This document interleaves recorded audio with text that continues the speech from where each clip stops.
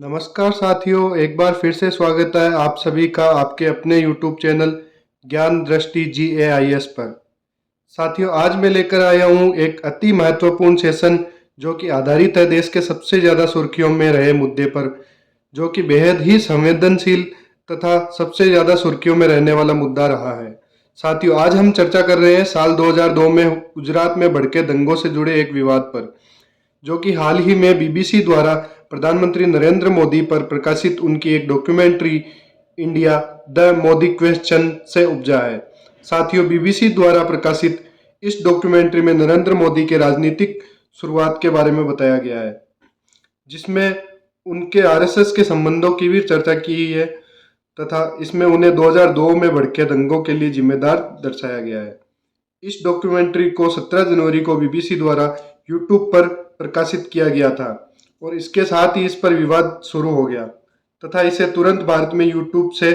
सरकार द्वारा हटवा दिया गया, जबकि इसका दूसरा भाग 24 जनवरी को प्रकाशित होना था।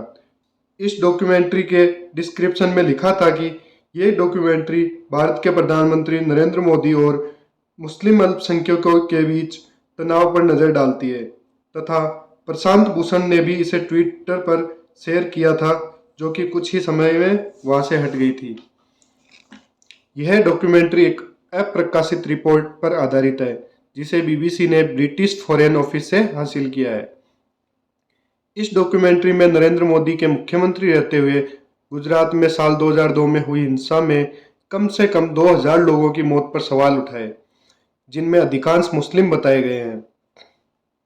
इस ब्रिटिश रिपोर्ट का दावा है कि मोदी साल 2002 में गुजरात के गोधरा में हुई हिंसा व दंगों का माहौल बनाने के लिए प्रत्यक्ष रूप से जिम्मेदार थे, जबकि प्रधानमंत्री मोदी हमेशा हिंसा के लिए जिम्मेदार होने के सभी आरोपों का खंडन करते आए हैं तथा 2014 तक कांग्रेस सरकार द्वारा गठित सभी एजेंसियों तथा भारत की सर्वोच्च न्यायपालिका सुप्रीम कोर्ट से भी वे सभी आरोपों में दोषमुक्त हो चुके हैं। वहीं भारत सरकार के विदेश मंत्रालय के प्रवक्ता अरिंदम बागची ने भी इस डॉक्यूमेंट्री पर प्रतिक्रिया दी है। उन्होंने कहा कि ये डॉक्यूमेंट्री सिर्फ एक प्रोपेगेंडा के तहत भारत के प्रधानमंत्री व भारत की छवि को खराब करने की कोशिश करने के लिए बनाई गई है तथा इसमें ब्रिटिश उपनिवेशवाद की झलकियां छलक रही है। और इस डॉक्यूमेंट्री पर ब्रिटेन के प्रधानमंत्री ऋषि सुनक से एक पाकिस्तानी मूल के ब्रिटिश सांसद इमरान हुसैन द्वारा चर्चा करनी चाहिए, तो PM सुनक ने वहां कड़े शब्दों में ये कहा कि इस डॉक्यूमेंट्री में प्रधानमंत्री मोदी का जो चरित्र चित्रण किया गया है वे उससे सहमत नहीं है तथा 2002 के दंगों में पीड़ित सभी पीड़ितों के साथ उनकी सहानुभूति है।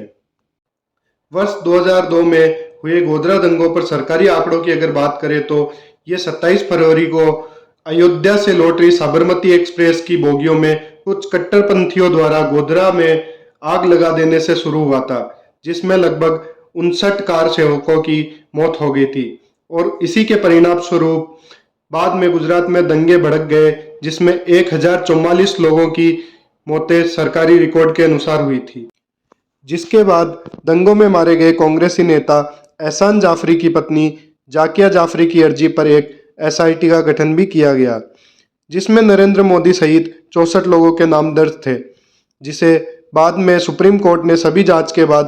प्रधानमंत्री नरेंद्र मोदी को क्लीन चिट दे दी थी।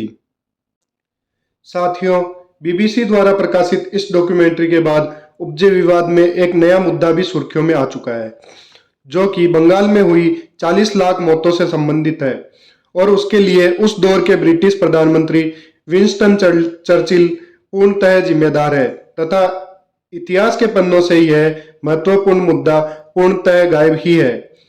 उस पर भी 1-2 दिनों में मैं पूरा सेशन लेकर जल्द ही आपके सामने पुनः हाजिर हो जाऊंगा। तब तक के लिए अलविदा साथियों,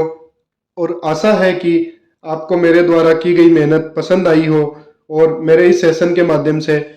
कुछ महत्वपूर्ण जानकारी आप तक पहुंचाने में मैं शायद सफल हुआ हूं। तो साथियों, प्लीज आपसे एक ही विनती है,